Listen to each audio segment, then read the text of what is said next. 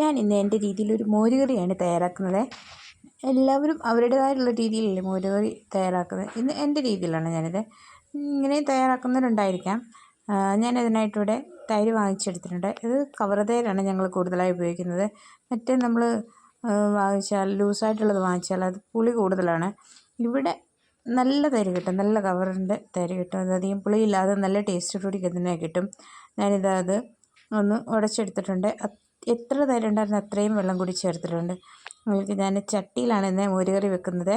നല്ല എണ്ണ ഒഴിച്ച് കൊടുത്ത് അതിലേക്ക് കടുകിട്ട് കൊടുത്ത് ഇതിലേക്ക് ഇനിയും ഉലുവ വേണമെങ്കിൽ നിങ്ങൾക്ക് ഇട്ട് കൊടുക്കാം. ഞാനിവിടെ ഉലുവപ്പൊടിയാണ് ചേർക്കുന്നത്.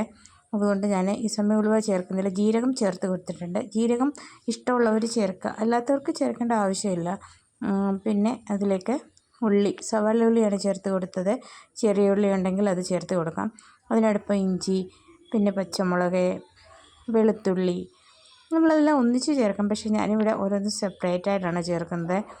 ഇതിലേക്ക് ഞാൻ വെളുത്തുള്ളി ഇതുപോലെ ചെറുതായി അരിഞ്ഞൊന്ന് ചേർക്കുന്നുണ്ട്.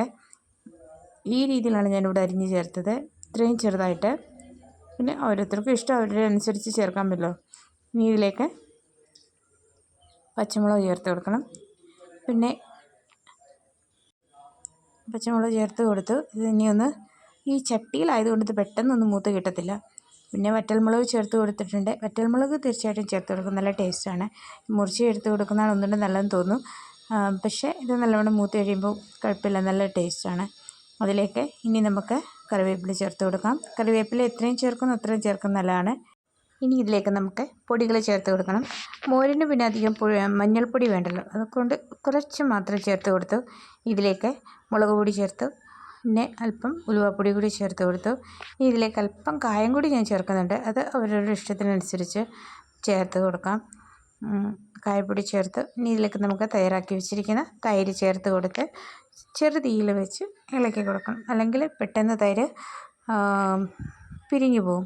പിന്നെ ഇവിടുത്തുകാർ ഇത് കറി വെക്കുമ്പം കടലമാവ് ചേർക്കും. അത് അവർ തിളപ്പിച്ചെടുക്കും. അത് അന്നേരം കടലമാവ് ചേർക്കുമ്പോൾ അതൊരിക്കലും പെട്ടെന്ന് പിരിഞ്ഞു പോകത്തില്ല.